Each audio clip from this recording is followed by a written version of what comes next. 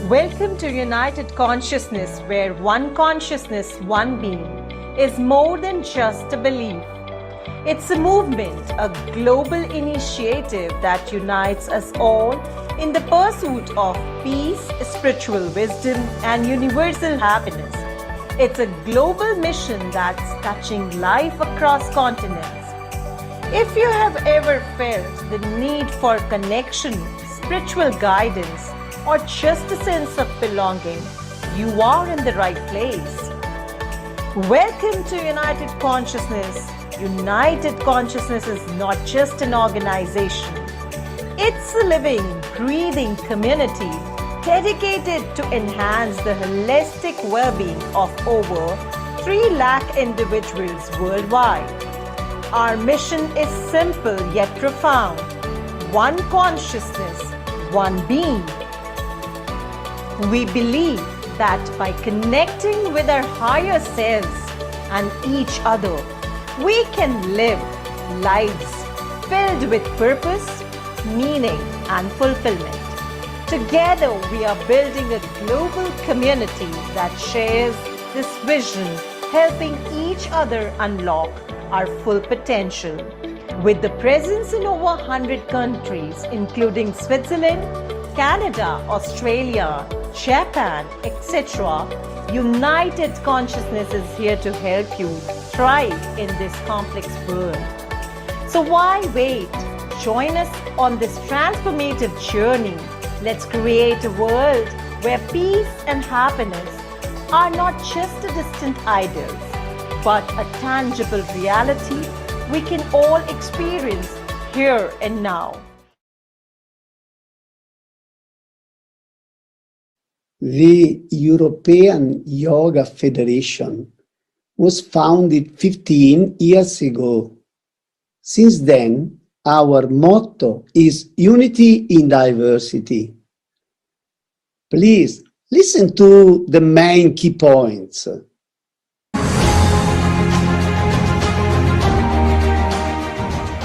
Connect, bringing together European yoga teachers and establishing delegates and representatives for each country, considering the social differences in various countries and support the needs. Equality, regardless of gender, origin, sexual orientation, social class, and religion, overcoming dogmatism, fundamentalism, to promote universal understanding. Promote, encouraging a yogic lifestyle and a holistic approach to life as a tool for physical and mental wellness, a more spiritually elevated, peaceful, happy and physically fit society. Integrate and unify, integrating science and the art of yogic living, modern knowledges with ancient wisdoms for betterment of the world and global development.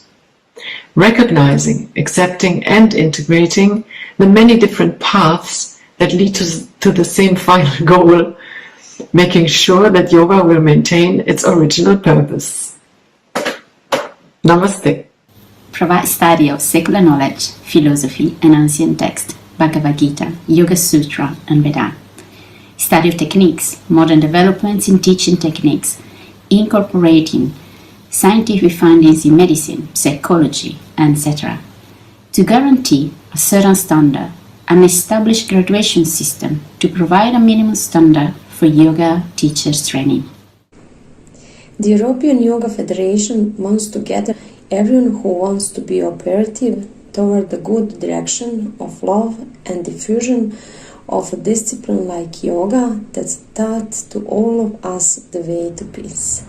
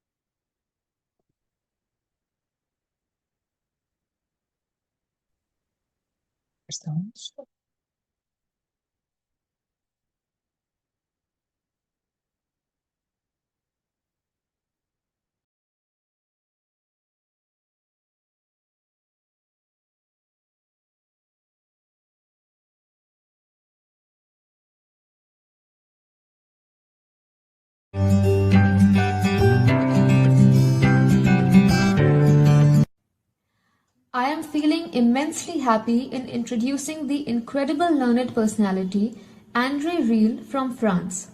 He is a master of Nidra Yoga and Kashmir Shaiva Tantra.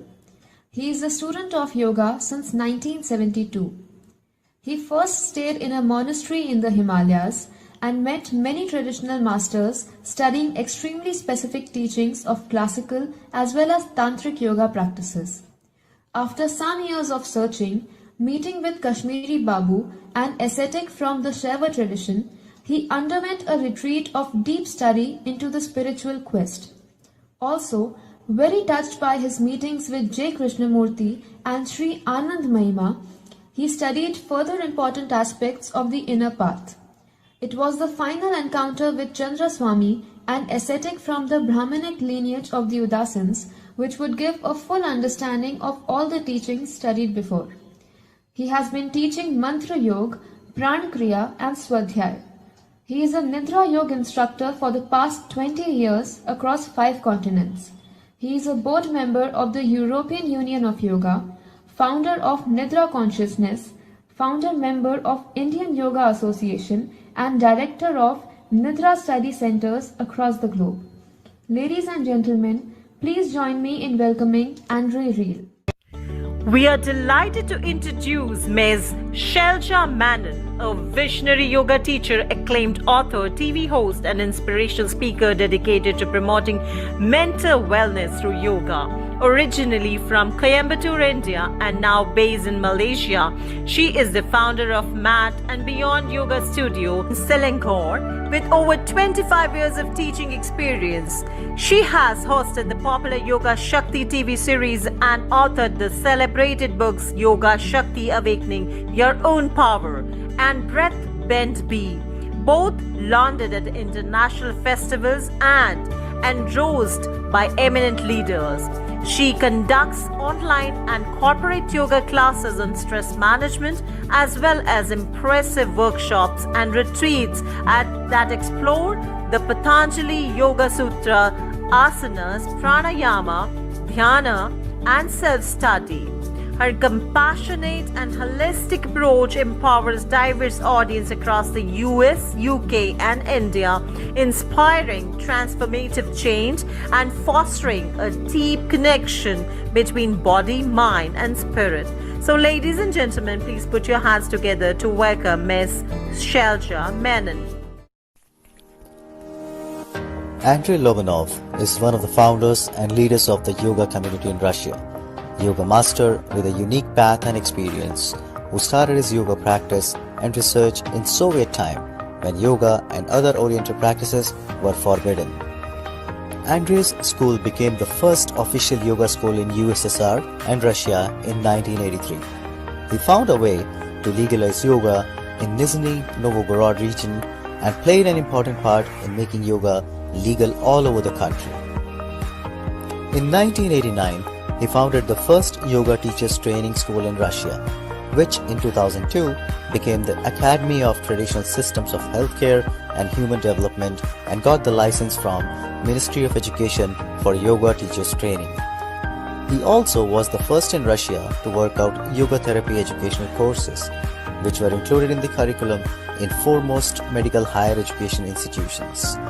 Vast experience in yoga, ancient and modern medicine, studying different philosophical and scientific systems enabled him to create a unique multi-level system called Yoga Lamp. It is based on the principles of classical yoga Patanjali, research of scientists, innovators, and original technologies and practices worked out by Andrey himself. The object of Yoga Lamp is to help modern human to govern himself and his own life, to give him effective technologies for self-exploration, self-healing, and self-development, which make him free and independent from different manipulators, political, ideological, commercial, to develop ecological consciousness, which helps us to overcome ecological crisis and save the planet. Welcome, Andrey. Mr. Jadranko Miklec from Croatia. He is Yogacharya, yoga and Ayurvedic therapist, teacher of transcendental meditation and Maharishi's Vedic science. Manoshadhi Bhishagacharya, a herbal scientist, president of Institute of Yoga and Ayurveda. He teaches yoga in Europe, America, India and China. He gained knowledge about yoga from Maharishi Mahesh Yogi, A.G. Mohan, direct disciple of Shri T. Krishnacharya, Maharishi Swami Devmurti Yogacharya, Dr. Mukund Bhole. He wrote 6 books about yoga. Also, he has experience with the application of yoga and Ayurveda to sports, tennis, football, driver, judo, volleyball, etc. For teaching yoga, Jadranko is cooperating with Maharishi Academy for Vedashiv Ancient Craft, Morarji Desai National Institute of Yoga, India, Bharatiya Vidyapeeth Deemed University, European Yoga Federation, and World Movement for Yoga and Ayurveda.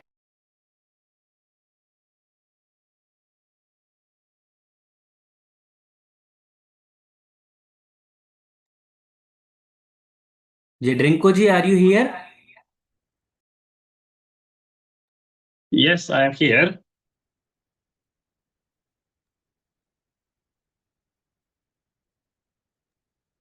Please start the panel discussion. Yes, thank you very much. So, this is a great joy today to announce a special topic on behalf of the United Consciousness organized webinar on the emotions, how to handle emotions by the yoga. And with our dear panelists, we will try to go into that subject from the basis and then further developing understanding of the role of emotions in our life and which kind of emotions are desirable and which are dragging our life and how to handle them through the yoga practice. So I would like to first invite our dear Andrey Lobanov to tell us something about the nature of emotions. So what are emotions and how they manifest in our life? Такой эмоции, как они проявляются в нашей жизни. Намасте. Намасте. Я рад, что участвую вместе с вами в этой дискуссии. I'm glad to participate in this discussion together with you. Эмоции являются фоном, на котором протекает, в общем, вся жизнь человека. Emotions are kind of a background which human lives go on. И я считаю, что их источником является жизненная сила, образуя особый вид энергии, эмоциональную энергию. And I think that the source of emotion is our vital power, which constitutes a special kind of energy, emotional energy. И можно выделить 2 ее вида, которые относятся к 2 началам человека, к его к истинной природе и к социальному началу, вот, которое мы называем личность человека. There are 2 types of emotional energy, and they are related to 2 principles in human nature, one of which is our true nature, and another one is a social principle, which we can call the personality. Первый вид – эмоциональная энергия, как фоновая сопровождающая энергия, изначально, которая исходит из нашей души и истинной природы, того, чем человека наделил Создатель, можно назвать Вселенная. So the first type of emotional energy is the background energy, which primarily derives from our true nature, from our soul. And this is what a human is endowed by the Creator or by the universe. И человек рождается с этим базовым состоянием, которое описано в сутрах Патанджали как сукха, необусловленная радость. And a human being is born with this basic state, basic emotion, which is described in Patanjali Sutras as unconditional joy or sukha. Эта эмоциональная энергия является мощной защитной силой, неким иммунитетом от негативных внешних факторов социума, в которые человек погружен в начальные годы своей жизни. This emotional energy constitutes a strong protection, kind of immunity, which we have especially in our childhood, in our early years of life. And before we are immersed in social life, this protection is quite strong. В сообществе людей при совместном проживании формируются социально ориентированные эмоции, результат существования данного сообщества. And as people live together in a community, socially oriented emotions appear as a result of humans' existence in this community. И многие из них являются вредоносными. Как вирусы, они внедряются в созревающую личность, подавляя фоновое состояние сукха, принадлежащее вот нашей истинной природе, сознанию человека. And many of these social emotions are harmful because they infiltrate as a virus into developing personality, suppressing this background state of sukha, which belongs to our true nature. И эти вредоносные вирусные энергии подавляют чувство радости, бытия, полноты жизни, удовлетворенности и вовлекают человека в социальные программы выживания, которые прививаются также ценности, доминирующие в сообществе людей, в котором живет и развивается этот человек. And this virus energies, virus emotions suppress this natural feeling of joy, feeling of fullness of life and contentment, and they involve us in social programs of survival and inculcate us in the values which dominate in society that we live in and or develop. И личность заполняется вредоносными состояниями страха, неуверенностью, агрессией, гневом. И эти состояния становятся фоном для существования вирусных программ, порождаемых человеческим сообществом, алчностью, завистью, тщеславием и другими. И образуется сплав этих программ и социальных эмоций, и человек живет под их властью. So personality gets filled with such harmful states as fear, uncertainty, aggression, or anger, and these states become a background for viral programs generated by human society, such as greed, envy, vanity, and others. And a fusion of these programs and social emotions forms and human lives under their power. Центр личности «я», как электромагнит, удерживает эти программы, которые управляют жизнью человека. И все, что он также накопил в этой жизни, также удерживается этим магнитом и закрепляя их в его памяти. The center of the personality, which we call self, as an electromagnet keeps all these programs which control human's life and everything we accumulate in our life, all our achievements, all our experience also is kept by this magnet and saved in memory. Когда магнит слабеет, социальные наработки личности сбрасываются, исчезают, обнажается то, что есть истинного в человеке. And when this magnet weakens, social achievement kind of reset, they disappear, exposing what is true in a person. И если за свою жизнь человек не развил высших проявлений в себе того, вот чем живет его душа, дух, то после стирания личности в результате деменции, Альцгеймера или других факторов человек проявляет свою тьму, глубинные стремления, примитивные животные начала. Но так как другого он в своей жизни ничего не сделал, оно не возникло. And if a person hasn't developed higher manifestations of his spirit and of his soul, then after his personality is erased because of, for instance, dementia, Alzheimer's disease, or other factors, this person manifests his inner darkness, the deep strivings of his primitive bestial principle, because he hasn't developed anything else in his life. Ну, то есть душа, дух не стремились к развитию и жили в угоду примитивных своих иллюзорных стремлений. That means that his spirit and soul haven't sought for development and lived only for the sake of primitive illusory strivings and aspirations.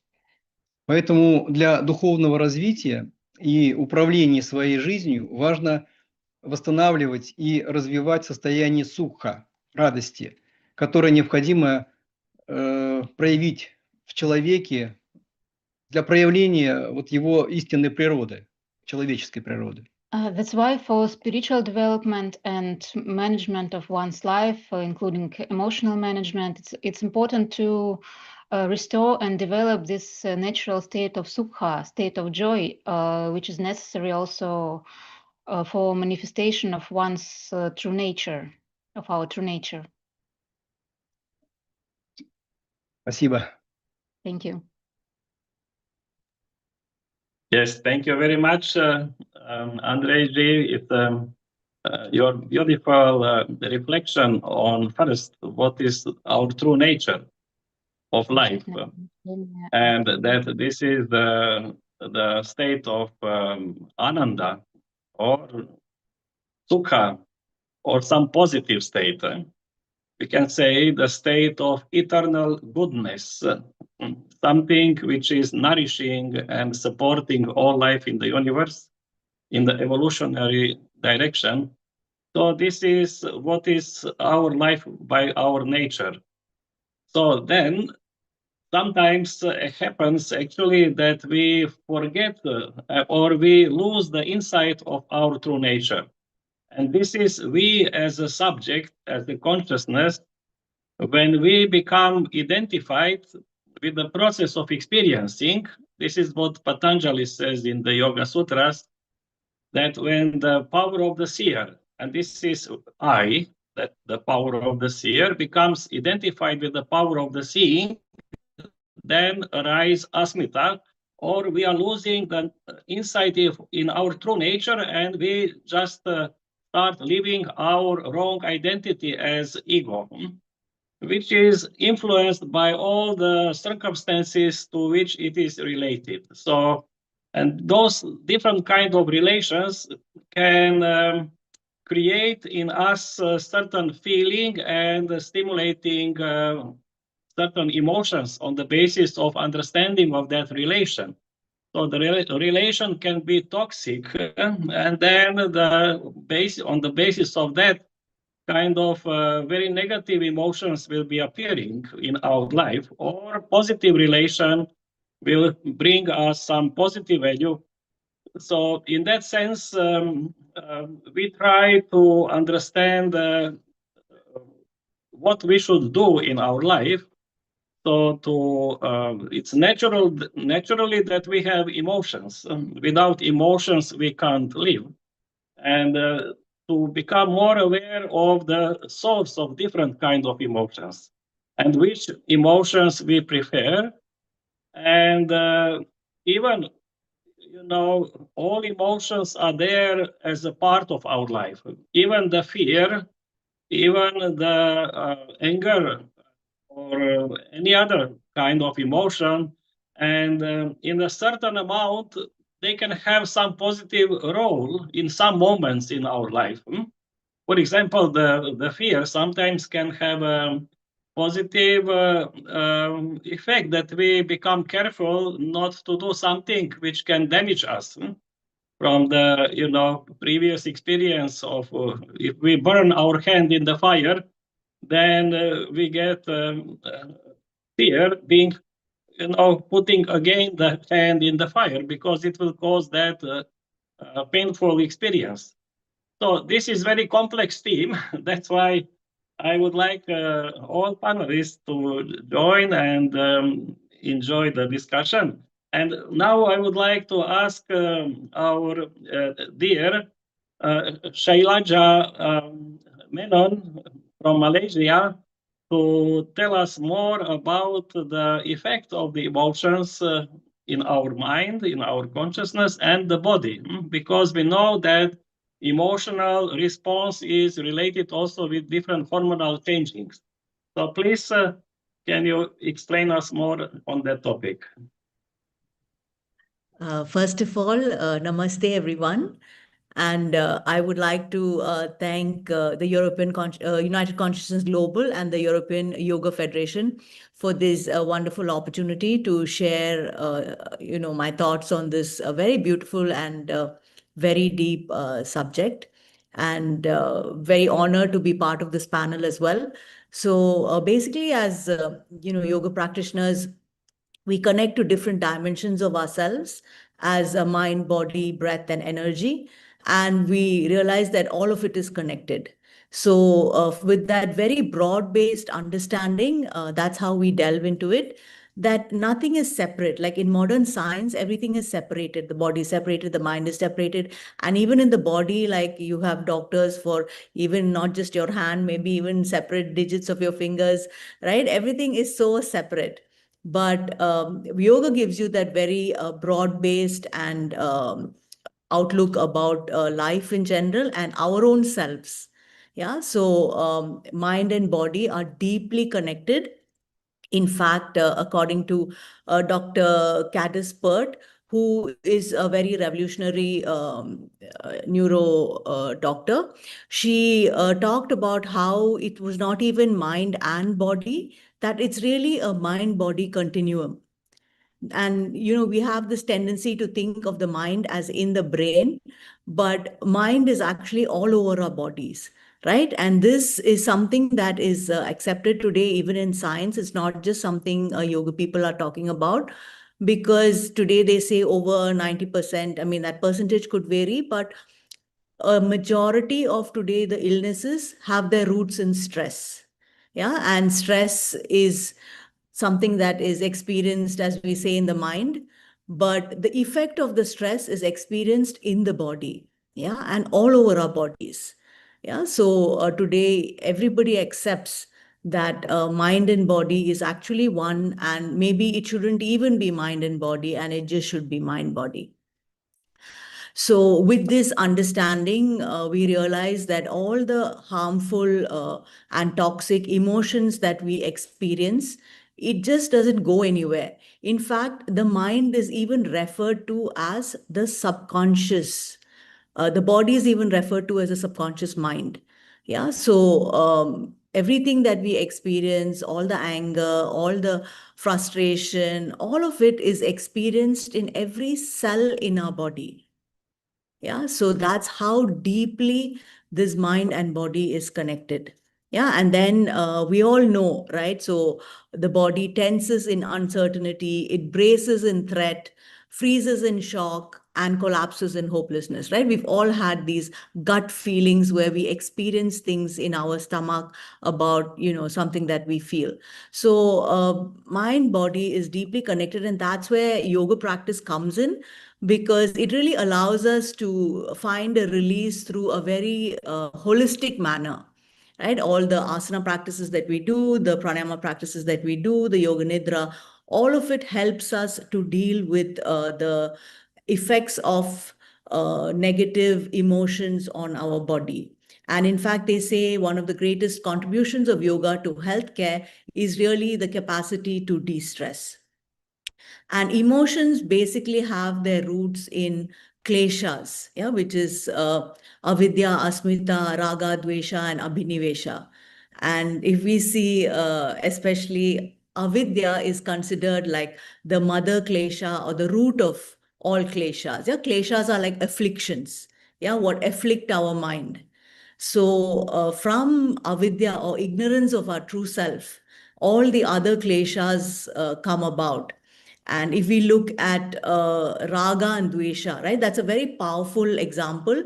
It's like two sides of the same coin. And we all can experience that, right? We have raga, which is a deep attraction to something. Yeah, or maybe it's even someone, right? It's very easy to understand like that. But the same raga can turn into dvesha if it is not reciprocated, right? In fact, when we look around, and a lot of the crime, yeah, in fact, even murders are committed, world over, from these crimes of what they call crimes of passion, which is really raga that has turned into dvesha. Yeah, so raga and dvesha are like two sides of a coin, and this constant movement between oscillation between raga and dvesha creates so much of turmoil in the mind, giving rise to so many negative emotions. Yeah, so kleshas, awareness of the kleshas is so important. The capacity to just be a witness to our mind, to observe all of this rising in our minds, all of that is key to being able to manage our emotions. And then there's also the what we call the shatripus. Yeah, where all of these, what we call kama, krodha, moha, lobha, mada, matsarya. Kama is passion, krodha, anger, lobha is greed, mada, arrogance, matsarya, jealousy, envy. All of these emotions also give rise to so much of negativity and toxicity. And all of that, like I said, it doesn't go anywhere. Yeah, it just sits in our bodies. And over a period of time, the body gets stiff, the body gets tight, and we succumb to pain and some kind of illness. Yeah, there's a lot of, I think, research going on now between emotional states and, the manifestation of illness. So I'm going to conclude with this, that it is mind-body continuum, and a lot of emotions are generated through the kleshas and through the shatripus. Thank you. Thank you, dear Shailaja. And you beautifully related the kleshas with the shatripus. And with kleshas we are born. We know these are some basic instincts in our life. And then the shatripus we gain during the life. So when the kleshas come to the udara state, they turn into these inner enemies. And they are torturing us. And then to find out the way how to come out of that torture is the yoga part. And now I would like to ask our dear Andrey Riehl to tell us from his experience, many years working with the people and observing the life in this world, and what he finds some basic emotions which are troubling people and how to deal with them.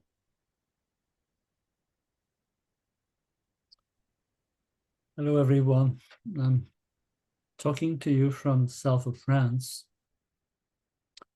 I have a request. Can you switch your camera on? Because we don't see you. We're just talking in the void. And that'd be nice to see you. Then we will have better emotions. And then I can see Vikrant, who finally came, because I told him yesterday, if you don't come, I will I will not visit you in India. Here and listening. And I want to say a special hello to Aparna, who is from Bangalore, that we met. And that'd be nice, Aparna, to put your camera on too. The camera is on. Thank you. So, I know that, well, I don't know, I listen that for pretty often when people are talking about yoga, they have a reference to Yoga Sutra and the so-called Patanjali. We don't know if he ever existed or if he was a group, or anyway, we don't know. I'm going to talk from another point of view. There is a text written by about, we don't know exactly, by the 1st century, by a yogi called Bharata Muni, and the text is called Natya Shastra. At first, it was mainly about, it's a treaty for people who are playing on the scene, for theater. And later on, that text was re-studied by a very famous scholar. His name was Abhinavagupta, which is about 1,000 years. back. And this Natya Shastra is very much the basis into Kashmir Shaivism, where when we talk about what we call in English emotions, there is a difference in between feelings and emotions. So what this Bharata Muni worked on through his text was to develop 49 different either feelings or emotions. So in Sanskrit, they are either called bhavas or rasas. And there is a very deep study, practical study into this, but I'll talk about this later, that the question is not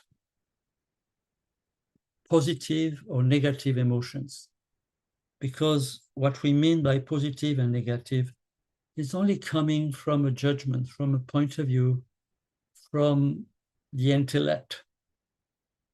And if we go back to Patanjali, the only definition that he gives about yoga is when the mind is quiet, which means when there is no more tendency to say this is positive or this is negative. So it's a different point of view, which says when we think something is positive or when we think something is negative, remember, it is just a thought. And yoga is about ending the movement of the thought. So every time we say something is positive or negative, this has nothing to do with the yoga state. It's just a point of view from the intellect. Now, this being said and maybe understood,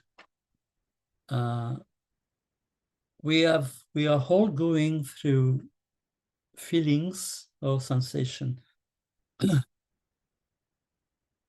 And on the other side, most of the feelings are going on with sensation, body sensations. And then when the feelings are becoming too strong, then there is, we could say, a bigger flow of activity, of energy, and they become what we call emotions. So when you ask what are the most common emotions in our life, what are we talking about? This text from Bharata Muni tells about 8 main emotions. Once again, in this text, they're called bhavas. And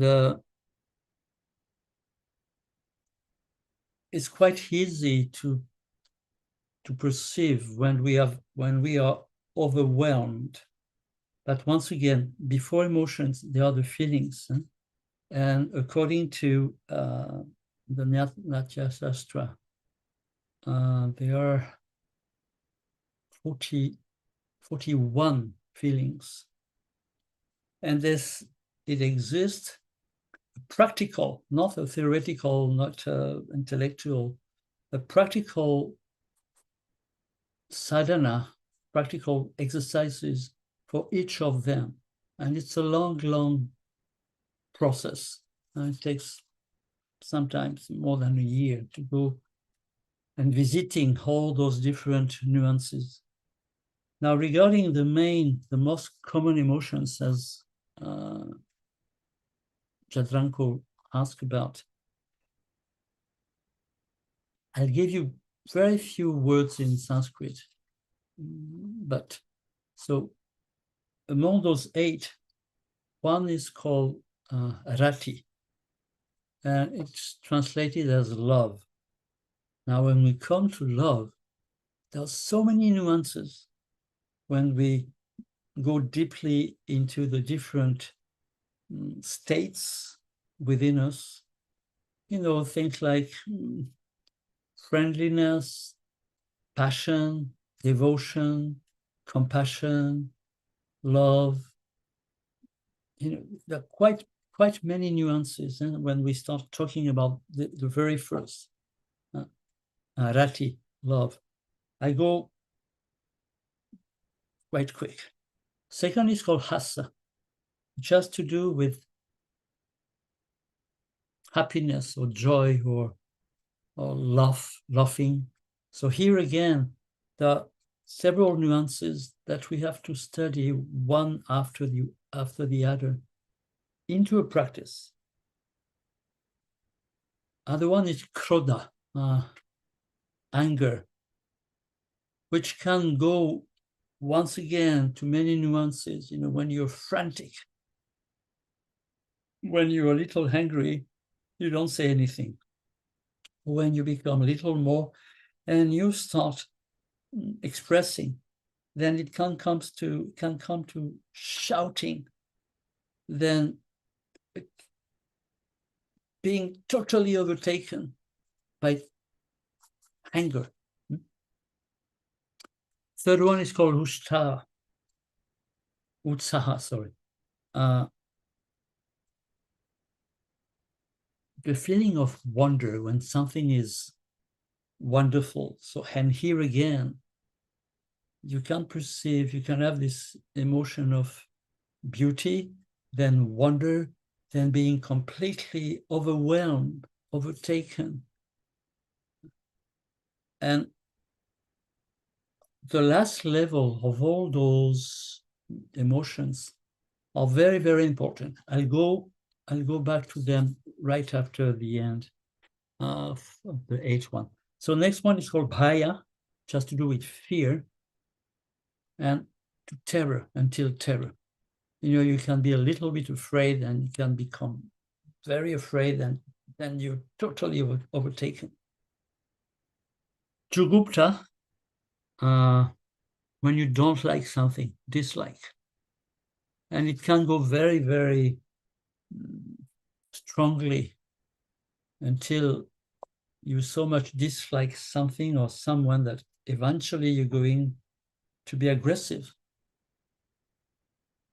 Vishmaya, when you're very astonished, when something happens and you have no word, you're overtaken here again by this strength. Last one is soka, sadness. And here again, there are different levels. You can go up to being completely desperate. Now, when you go into this for real, not as an intellectual study, it is about developing the utmost state of emotion. Once again, the question is not positive or negative. The question is the intensity and the energy of emotion. And to go very, very deep and high into the intensity until we are, as I said before, overtaken. And then the question of Kashmir Shaivaism is, what is the nature of the process of being overtaken? What is it that overtakes us? And in this study, what overtakes us is called Bhairava, which in other words, the word Bhairava means the terrible. But it's the name of what people have called Shiva. Forget about these funny images of this funny guy with these snakes and all. It's nothing to do with this. The word Shiva means auspicious, if we keep to the meaning. So what is said into this tradition is that when you are overtaken by the energy of any emotion, you might be overtaken by something which is auspicious, which is understood as a state of unity with a very intense ability to live, not to go away when something is negative or to cling when something is positive. Remember, these are only ideas from the thought, but it is about to dive into what overtakes us, what you cannot control at all. It is not the emotion itself, it is, let's say, the intensity of the energy. In this tradition, it is called Bhairavi, the intensity, the energy, or sometimes it is called the goddess. But once again, when we're talking about God and goddess, there's no image. It is just the power of life itself. So it's quite different from the idea of, being balanced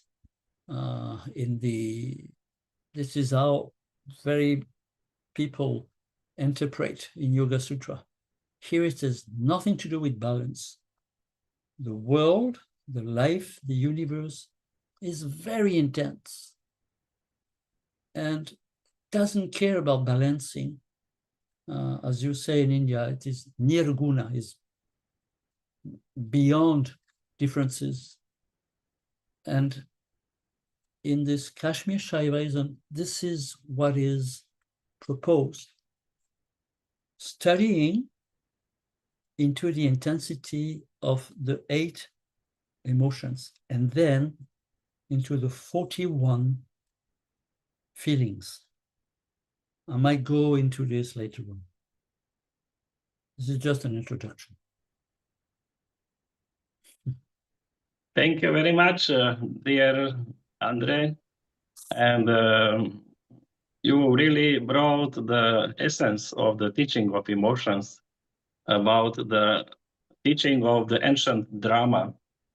And we know that in that dance and drama, those actors, they need to really learn about emotions and how to express them and to have that complete knowledge. I'm just reminded of one meeting. I was participating on one congress in Morarji Desai. It was about yoga psychology, and one very old professor of psychology who practiced yoga was giving lecture, and then he was asking the public. There were many people, we were sitting, and young also students from this Morarji Desai, students of yoga, and he was asking who in the public can say that he never experienced fear. Then one young man raised the hand.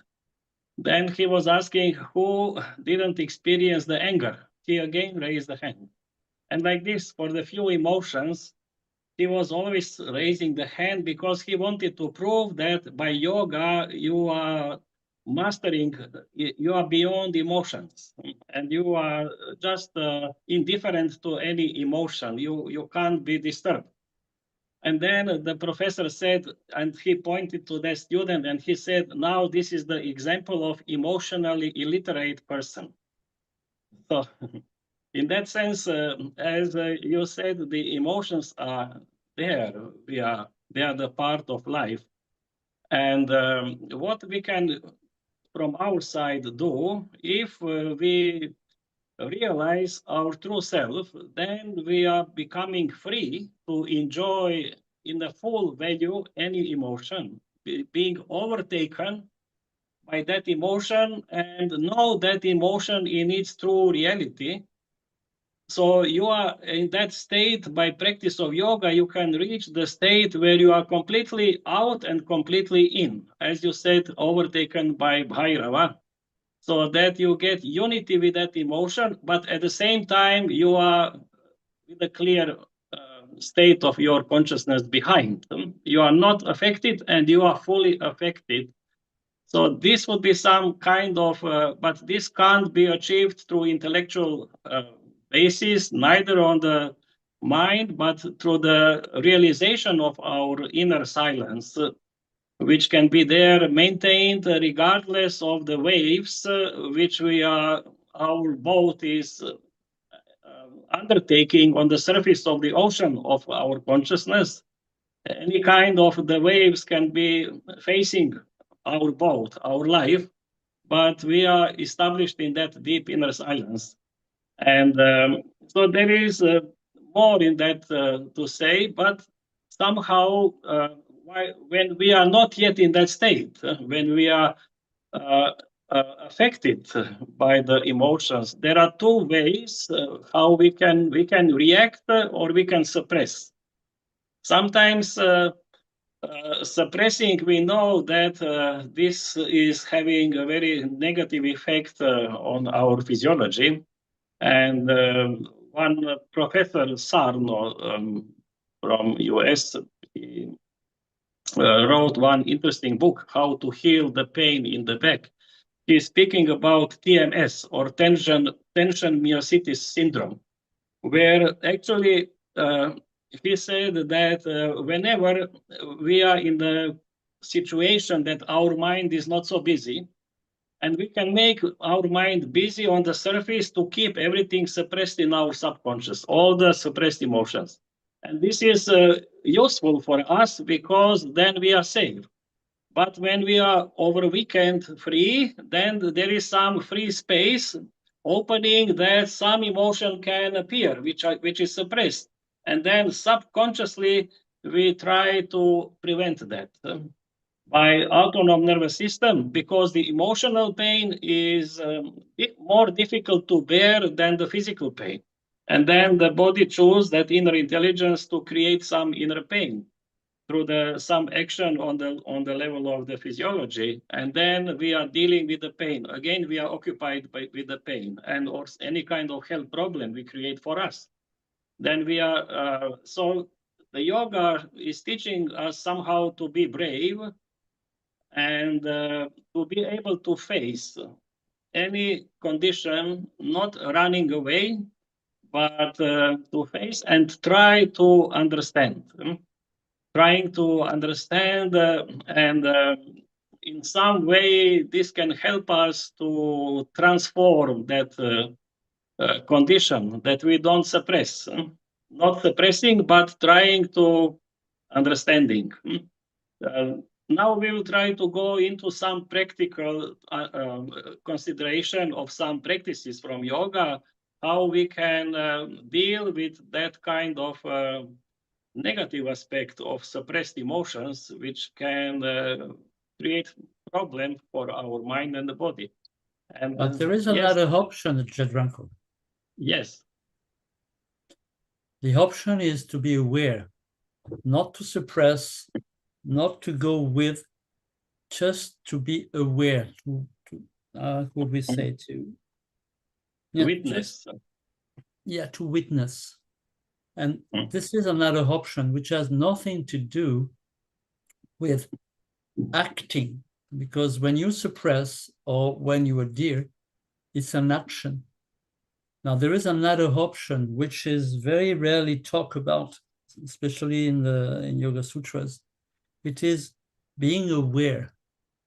And being aware is not at the moment when the emotion comes, is living a life where we try to stay aware constantly. Then when an emotion or feeling comes, we can watch it.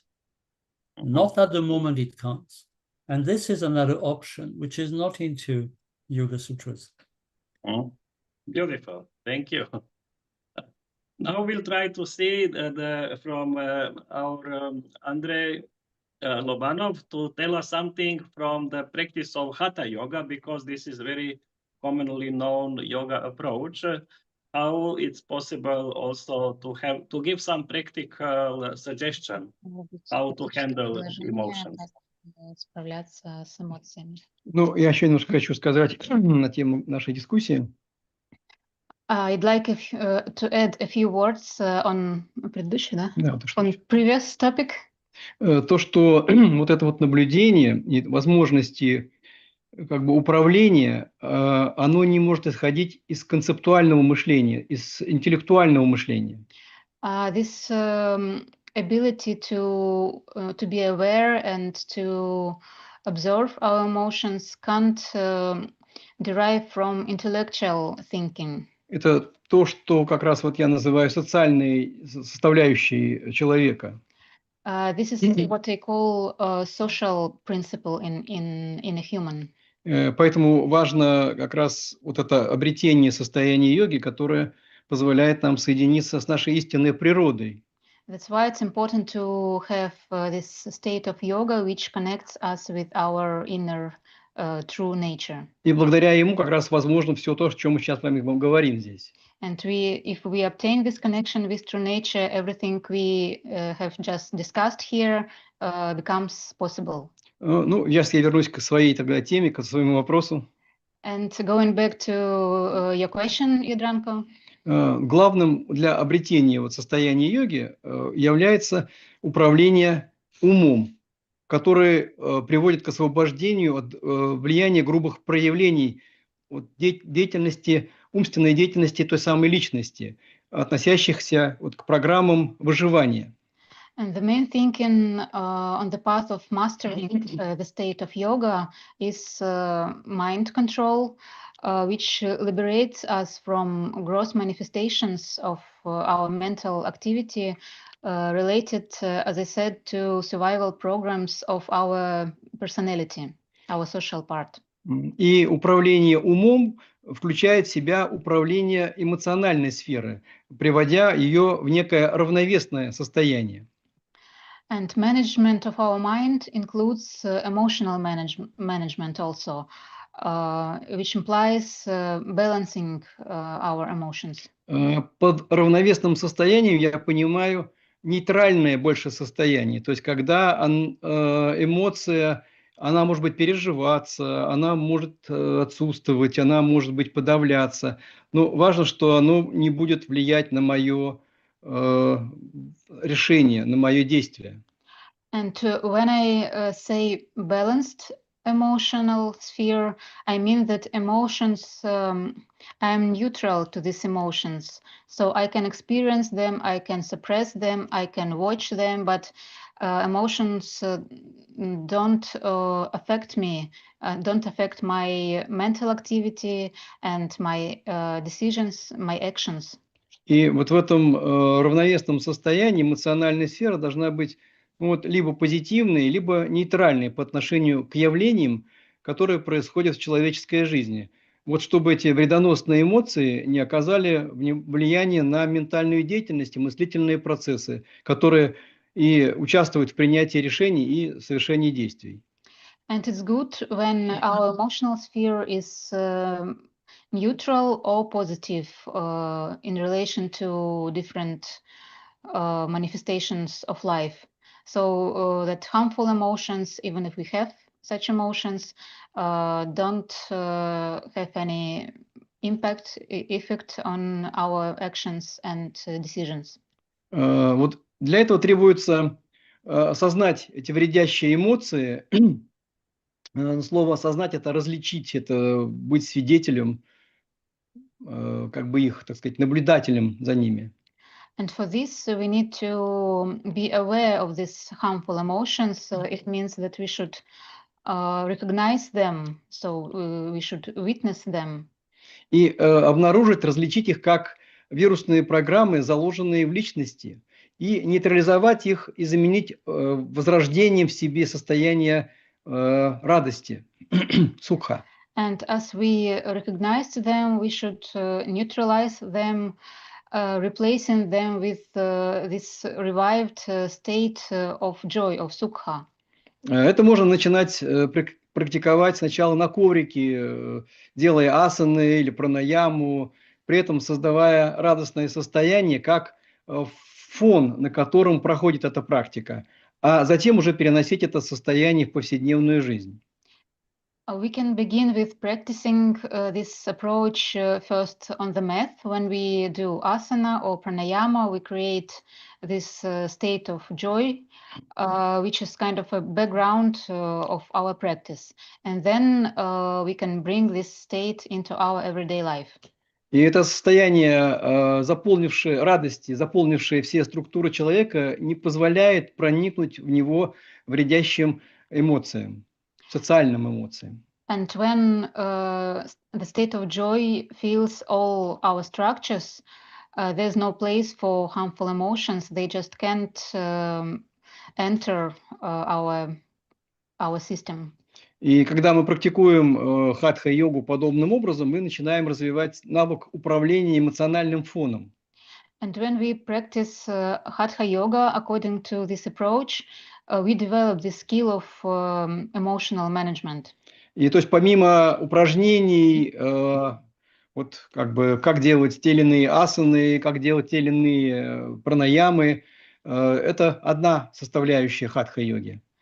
And all these instructions, how to do asana correctly, how to do pranayama, it's just one part of hatha yoga. И другая составляющая – это как раз развитие состояния, работа с состоянием, внутренним состоянием. И он начинается с эмоционального фона. And another part, which is also important, is about working with our inner state, this background state, which should be joyful. И это позволяет перейти из хатха-йоги в более совершенную, более так сказать, тонкую йогу, йогу управления. And this also helps us to move from hatha yoga to more subtle practices.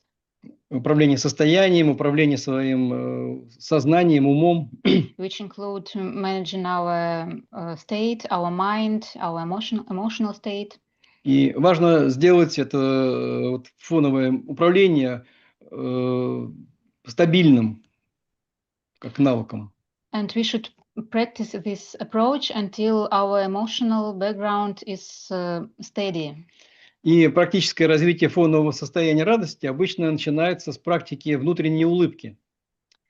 And usually we start to develop this skill of managing our emotion and creating this background with the practice which we call inner smile. Она выполняется в состоянии расслабления, позволяющего вот как раз из плена вызволить вредоносные, и вырваться, вернее, из плена вредоносных программ личности, как вот солнечное радостное состояние. Usually this practice is done in the state of relaxation, which allows us to liberate this state of joy from this negative states. So it helps us to open the state of joy. Дело в том, что как раз все, что переживается нами, оно никуда не девается. И вот базовая закладка, которая нам дана была при рождении, это состояние необусловленной радости, оно никуда не делось. Она просто была скрыта вот этими вредящими или как бы социальными энергиями, эмоциональными энергиями. And this state of inner joy, the state of sukha, which was given to us by nature, hasn't disappeared anywhere. It was just covered with these different harmful emotions, negative states, which we get in our social life, but still we have this state of sukha. И вся задача состоит как бы вот этого очищения, этого налета, чтобы опять через вот эти вот технологии, внутренней улыбки, солнечности, возродить это состояние радости, которое станет искренним фоном, на котором дальше может начаться серьезная йога, развиваться йога. The main task is to clean our dimensions of our system of this negative information that we collected during our life, and to find again, to revive the state of joy, this sun inside of us. And it's a really good basis for the practice in yoga, for which can lead us to higher states and higher levels of practice. Спасибо. Thank you. Thank you, dear Andrey. And now you came to that very important mental aspect of the practice. And I would like our dear Shailaja to tell us something about the mental practices for handling the emotions, the practice of meditation, how it can help. Thank you. So, like my teacher would say, you know, everybody, meditation has become such a, I would say, such a hot word, right? So everybody, you know, does meditation. But he says a lot of people are just doing sitting practice. Yeah. So he says, don't say you're doing meditation, say you're sitting with your eyes closed, right? Which is what most of us are doing. But what we have to understand is, you know, the mind on its own, in Vedanta, they say the qualities of the mind are asthira, which is restless, unstable, and chanchala, which is restless. Yeah. So unstable and restless is the basic nature of the mind. And with that mind, if we try to sit and meditate, nothing's going to happen.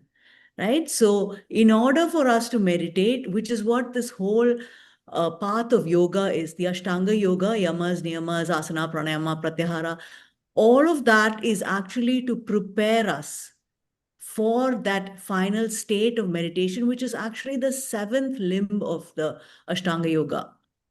Right. So for a lot of people, it becomes the first limb.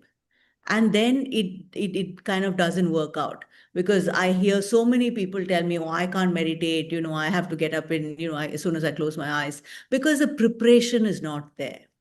Yeah, so preparation is key, and that's what the yamas, niyamas do for us.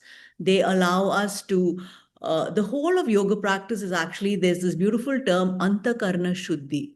Yeah, so it is about cleansing the inner instruments.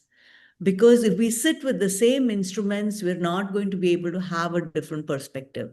So as we cleanse our inner instruments, then we become more and more into a state of sukha. Yeah, sukha is necessary, an inner resolve. Yeah, an inner resolution where we're not fighting with ourselves inside, we're not beating ourselves inside, we're not caught up with anger and bitterness and wanting to take revenge on somebody else. I mean, this all is our normal state of mind. So it's so important that we prepare ourselves, and it's so important that we do this. That whole preparation process is a process of antakarna shuddhi. And meditation can be approached through different ways. The traditional approach is always about concentration. Yeah, we have to develop that one-pointed concentration in order to be able to meditate. So if you look at Ashtanga Yoga also, before dhyana, which is meditation, is dharana, right? We have to be able to concentrate. And in order to concentrate, the previous is pratyahara, the capacity to draw our attention, right? So we talked about how our attention is all over the place, right? Completely distracted, restless, agitated. So we have to have that capacity to draw our attention back, to be centered and grounded in order to be able to sit, in order to meditate. So even if you see pranayama practice, that only comes after asana practice. Yeah, it comes only after our bodies have attained a state of ease. Yeah, so when they say stiram sukham asana, it is not just about sukham in just sitting. Yeah, it's just a mental state as well, where there is a state of ease. So when we go through that traditional avenue of concentration, you know, in order to focus on meditation, in order to get to that state of meditation, then there is the Ashtanga Vinyasa, Ashtanga route. Yeah, where we go through the yamas, the niyamas, we practice asana, we do pranayama, and then we practice pratyahara, and we go into dharana, and then we are able to receive the state of meditation. Yeah, the ancient seers would say, we don't do meditation. What we do is prepare our minds to receive that state of meditation. So I always compare, you know, that cultivation of the mind as like a garden. right? So like a gardener goes out and pulls out the weeds, right? So we also have to be able to eliminate all the emotions that keep us angry and bitter and unresolved. And then we have to plant the seeds where, which is like Maharishi Patanjali also gives us all those qualities: Maitri, Karuna, Mudita, Upekshanam, which is friendliness, having a cheerfulness and goodwill to everybody. And being Upekshanam is equanimity, the capacity to be sama in the state of profit or loss, win or lose, that ability to not be shaken. And what was the other one? Maitri, Mudita, Karuna is compassion. Yeah, compassion for all living creatures, non-living. Just basically have that state of compassion. So all of these qualities are like the seeds that we plant. And eventually that state of meditation is the flower that blossoms in that garden of our mind. So we all have to be like that gardener, and we all have to learn to weed out stuff that does not help us, consciously plant stuff that help us, and be able to receive that beautiful state of meditation. And then there is also this is the concentrative way of meditation, and there's also the way of contemplative meditation, where we can really contemplate on our emotions, right? So suppose we take an emotion like anger, right? And what happens is usually we own the emotion, right? I am angry. The I comes everywhere. So what we are encouraged to do in yoga practice, our previous speakers were also talking about that, right, is to be in that state of the witness, yeah, the Sakshi Bhava, to adopt that state of being in the witness, to be able to see the emotion objectively. And when we are able to see an emotion objectively, then there is some space between us and the emotion, and we do not become the emotion, and we have the capacity to react differently. Yeah, so that capacity to be a witness, to be in that state of awareness and simply observe without being judgmental, without getting caught up, is such an important practice, or which is what the practice of yoga is. So that is the contemplative way of coming to that state of meditation, applying tapas, swadhyaya, ishvara pranidhana. So swadhyaya is self-study, where we are consciously aware of everything that we're going through in our minds. Tapas is that capacity, that effort, the capacity to be able to stand up. I think that's the hardest thing, right? Like somebody tells us to do 50 push-ups. Also, it's possible to do it with some practice. But the capacity to stand up to our mental patterns, our samskaras, and sometimes we know that they drag us down, but yet we're not able to do anything about it. So that's where tapas comes in, the capacity to stand up to it. And eventually, Ishvara Pranidhana, where we realize that, when we say, I am angry, right? We realize, or my anger, we realize that whatever is my is not I. The great sage Adi Shankaracharya would always say, whatever is mine, right? My house, my body, my mind, that is not I. And when we can see, when we stop owning our anger, then we have the capacity to be in that space of the witness, and be in that state of awareness and connect to Ishvara, which in Vedanta philosophy is a non-dual philosophy. So Ishvara is not anywhere else, but within our own self. So I'm going to say thank you with that. Thank you, dear Shailaja. It's a beautiful explanation of the principles of meditation. And I would just like to say that one saint said that meditation should not become mad attention. And one another quote I would like to say from Sri Ananda Mahima: meditation is not done with effort. It happens on its own. It reveals itself on its own. But for meditation to manifest on its own, one has to undergo the discipline of meditation. But doing it and it happening are quite different. So the meditation is the process of happening and witnessing, and the great master for that in the Nidra Yoga, and also, as we heard, having opportunity to meet Sri Ananda Mohima is our dear Andrey Riehl, and he would like now to bring us more light on that process from the perspective of Nidra Yoga. So please, Andrey. I don't know if I would like to do this. It's our joy. That's a different thing. Positive emotion. So, as I said a little before, well, the first thing is Nidra Yoga has nothing to do with what is generally called Yoga Nidra. It's something different. And it's a type of yoga where there is no asana, where people come with their body. So either they sit or they lie down. But there is no physical exercise. It's only about, it's a kind of exploration of the content of the mind. When we come to feelings and emotions, if you remember the difference I made half an hour, 1 hour ago, there are many nuances into each emotion or feelings.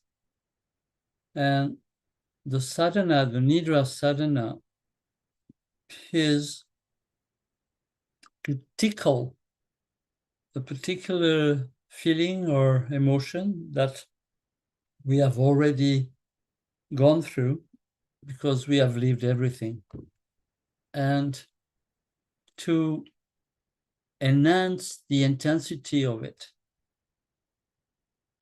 For doing this, at first, there is an introductory, let's say, exercises for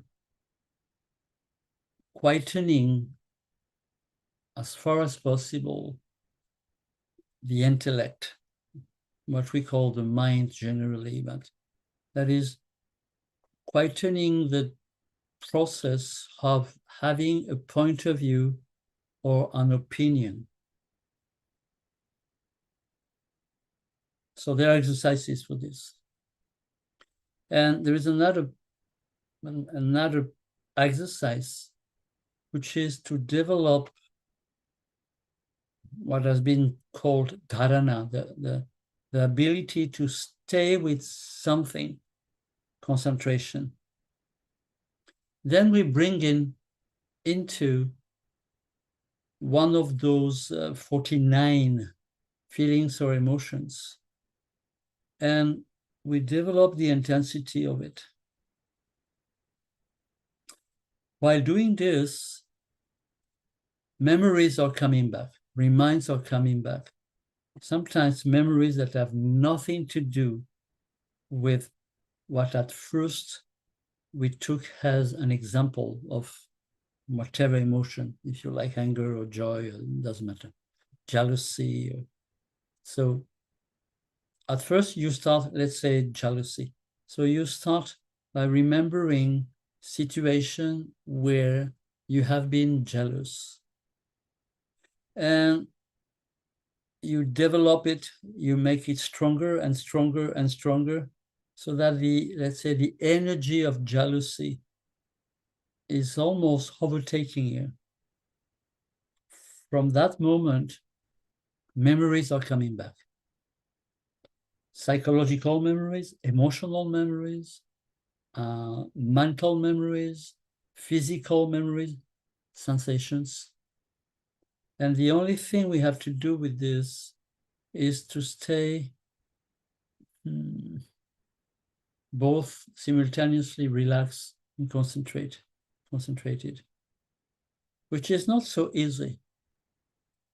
But we start from there, and this process progressively kind of, it makes disappear the reason of jealousy, we could say the object of jealousy, and brings back an enormous amount of fluid energy, fluidity. And this fluidity itself brings a meditative state that is a state where suddenly the mind is like switch off, and there is a perception of non-separation with what surrounds you.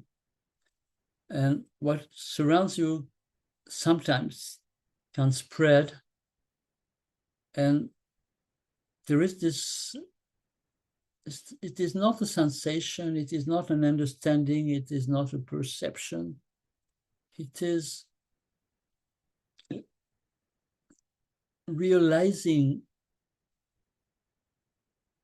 the non-separation state, which is always limited to some space or limited in time. There is a third stage where the space and time limitations vanish. And there's nothing that can be said about this. So this is the process, the approach in Nidra Yoga regarding feelings and emotions. It's a long study.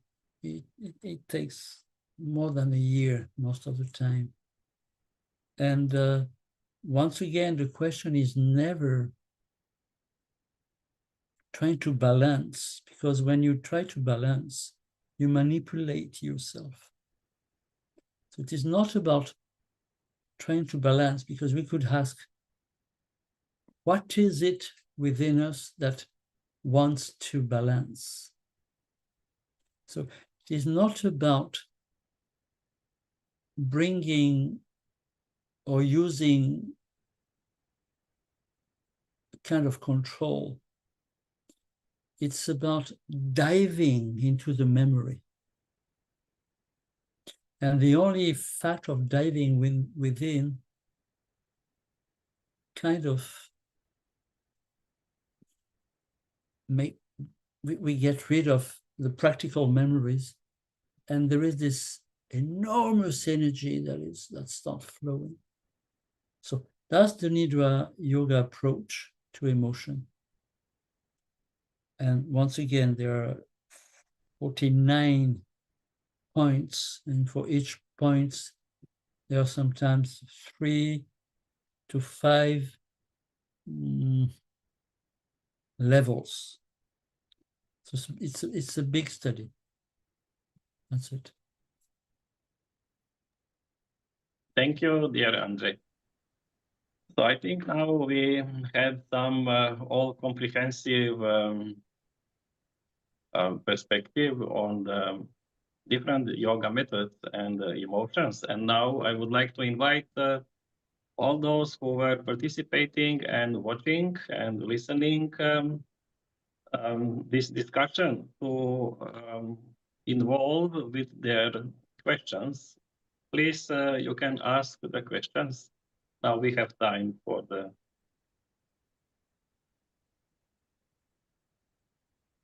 Yes, you can open your video and also the microphone and directly ask questions. We rather like, you know, this kind of direct questions than writing in the chat.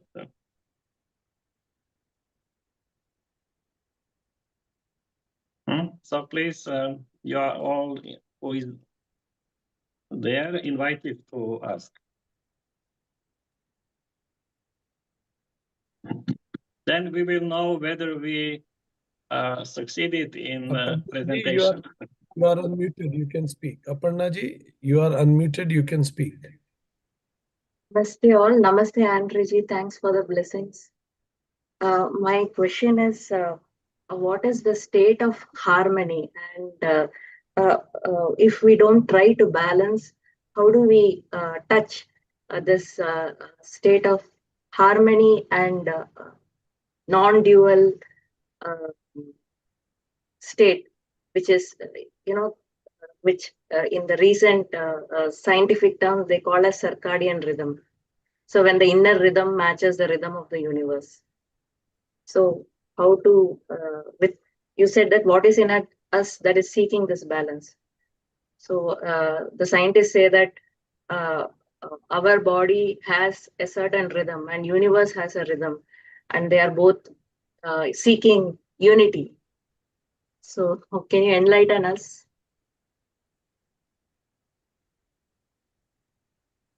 Yes, thank you very much. So, who would like to give the answer? I think the universe is not seeking for unity.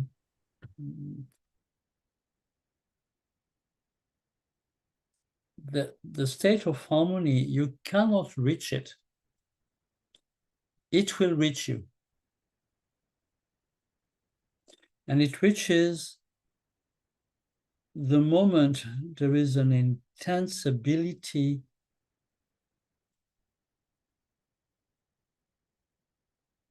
to observe, to be aware of whatever emotion or feeling is going on. The only fact of being aware is going to bring a kind of splitting in between the object of the emotion. Once again, if we take the, like jealousy, so we are jealous of something or of someone. Or sometimes we are so crazy that we are jealous of an idea that we would like, or a state that it would like to be in. We are very, very stupid. So anyway, so when we are enough quiet, let's say relaxed, and concentrated simultaneously, it is possible to perceive that the object is not very important. The object of jealousy is not important. It is not the object. It is the response I give to this object. So the object itself doesn't matter. Now, going on with this watching, we can perceive that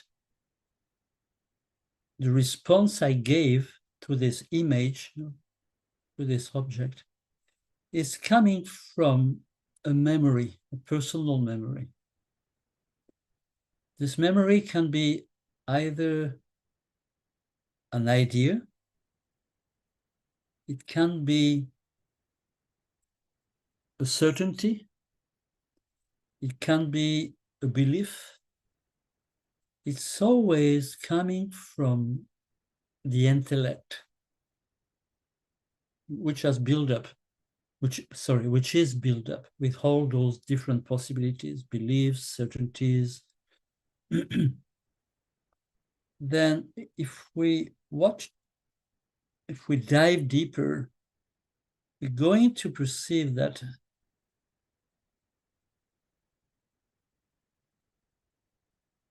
these ideas or beliefs are coming from education, either from people who have told us things and we have clinged to them, or we have developed our own certainties, we are self-educated. There are some patterns that are coming from relationships and some patterns that are coming only from us. And when you dive even deeper into this, we kind of realize that the process of jealousy is only a conditioning and nothing else.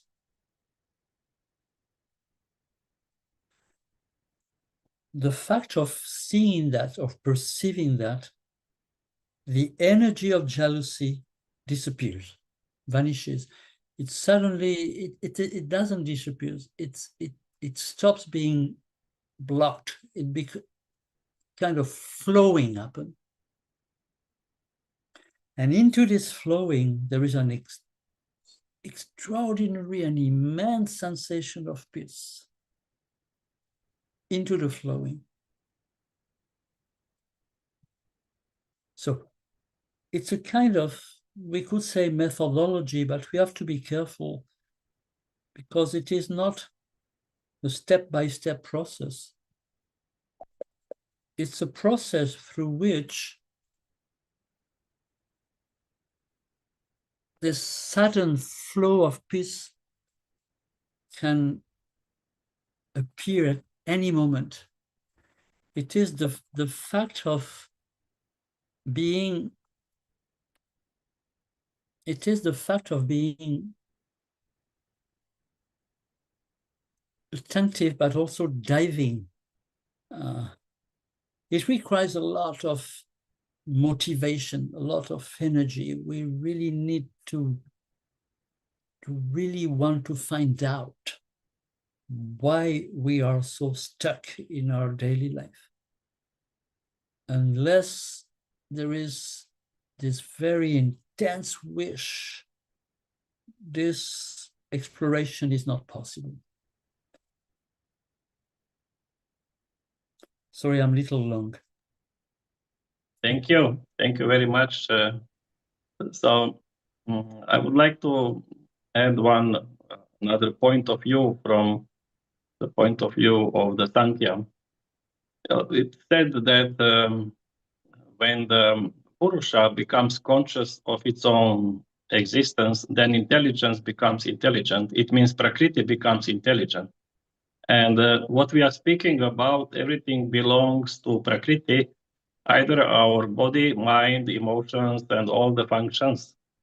So one way would be that just to come back to yourself, being as a witness, becoming conscious, always relating back to yourself, and then leave the Prakriti to do what she needs to do. And then she becomes intelligent, and her intelligence is much greater than ours.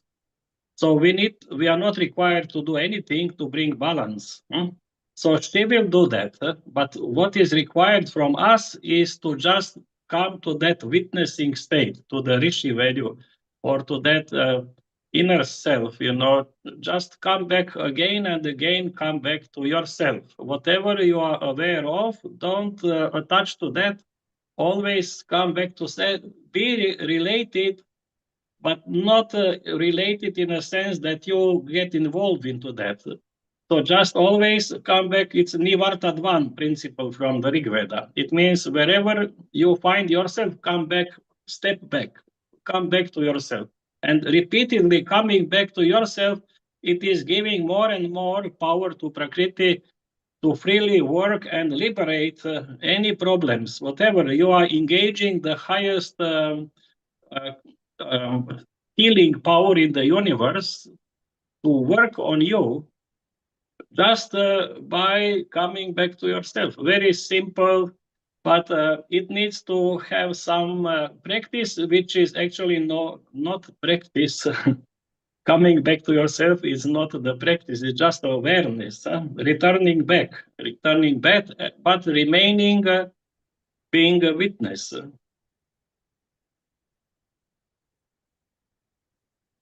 So please, if there is maybe some other question, then we will slowly see the time for this session. And this was very beautiful question.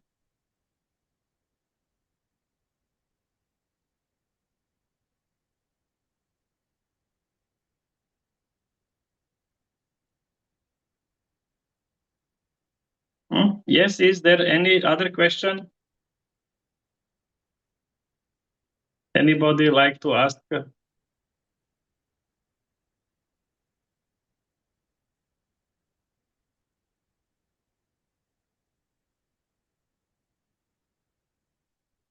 Okay, so we only have answers today. Yes. Silence is the answer. Silence is the answer. Yes, it means that it was a successful presentation. And giving the feeling just to know and getting some insight into the direction. And taking actually responsibility for our life, because always we need to see if we have any kind of thoughts, negative thoughts. Then I was speaking just here recently with one saint who was spending many years in the cave, Swami Shankardas, about this topic we were speaking. And I asked him what to do with negative thoughts. You know, Pratipaksha Bhavana from the Patanjali, that if you find negative thoughts, then you replace with the positive and everything. And then he said, it's you. He said, it's you. Why you want to have negative thoughts? It's in your hand. So this is that one kind of hint he gave, that we need to realize that we are those who are able to govern the condition of the mind. And what is our intention? What is our bhava? What is our bhava? This will be manifested in the thought processes and emotions, and this becomes the quality of our life. So that kind of, and this is tapas, what he said. Tapas is that you make an inner resolution that you want to be good and surrender to the goodness and to the, and then just follow that under any circumstances. So our dear Vikramji, now I think we are ready to finalize our session. Yes. Jadranko-ji, there is a small question for Shailaja-ji, and Shailaja-ji, if you can briefly, very briefly answer. The question here is in chat box. What are the steps to go within? Sorry, Shailaja-ji here. What? What are the steps to go within? Oh, to go within? Yeah. I think the whole of yoga path is a path to go within. And it starts with awareness. Like I always say, asana practice, when people come into my studio, first, right leg, left leg, we're so disconnected to ourselves. If I say right leg, left leg will go up. If I say left leg, right leg will go up. So from there, it's, body awareness. The path is always from the gross to the subtle. So we begin with the body and we develop awareness of the body. And through constant swadhyaya practice, we learn to see, right? To me, asana practice of being on the mat is really being in life, right? Like on the mat, what do we do? Do we push our bodies to the point of injury? Are we constantly comparing to the person next to us? All of that is what we're doing in life as well. If we're comparing to the person next to us on the mat and judging ourselves, then you can be very sure we're doing that in real life as well. So asana practice gives us this great opportunity to be a witness to our mind, see its activities, see its reactivities, see the way that it behaves, and then we can tweak it there. So when we can make those changes on the mat, then eventually we take it back with us into our everyday lives. And in order to go within, this awareness is really the key, the first step, the ability to, what they call, like I said, I don't want to go back to Antakarna Shuddhi, but find that inner resolution, right? We have to, tapas and swadhyaya, like a teacher was once saying, like, tapas is, cleaning out. So swadhyaya is like putting on the light in a room and seeing all the cobwebs and all of that there. And tapas is the effort we take to clean those cobwebs out, right? So through this swadhyaya and tapas practice, we can clean the cobwebs from our own mind and ready it. So the Kriya Yoga practice, tapas, swadhyaya, Ishvara Pranidhana, is a wonderful way to go within and really connect to ourselves and, to the universe and Ishvara. Thank you. Perfect. Thank you. I like to add something. Yeah. Yes. When you ask how to go within, are you anywhere else than within? Is there something else than inside? And even when you're talking outside, this outside is coming from inside. The origin of the feeling that there is outside is coming from inside. So there's nothing else. And it's a kind of strict and short way of just staying with what we are. And we are inside. Where are you? Where can you be outside? Just an idea. Thank you, Andrey, for raising this. And Megan Lee has asked a question because we are already 10 minutes above the time, but still respecting the question. People busy long in their lifestyles, what is the minimum daily yoga or breath practice needed to maintain emotional balance? Anybody may pick it, but one-liner answer should be okay because we are already short of time. Minimum daily yoga or breath practice needed to maintain emotional balance. It's about 24 hours. I think it's the minimum. Yes, your one-liner pick, Andrey, to answer this question quickly. Minimum daily yoga or breath practice to maintain emotional balance. Она тоже определяется действительно тем уровнем моей решимости. This minimum quantity of yoga practice is depends on our resolution, how we are really, how much we really want to do it.